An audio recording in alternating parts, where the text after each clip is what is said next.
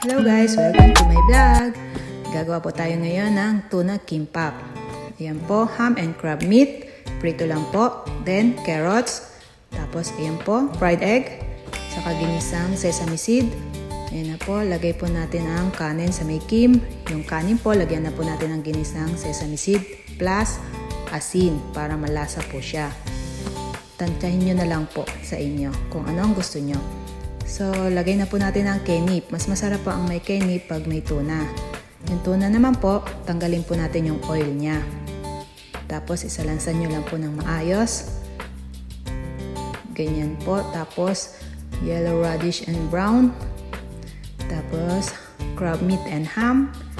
And then, yung fried egg. Sunod na po ay ang carrots. Ganyan lang po siya kasimple.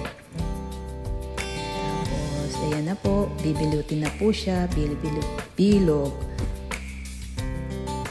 Ganyan, hanggang medyo mahigpit po sana ang inyong pagbilog dyan sa kimbap.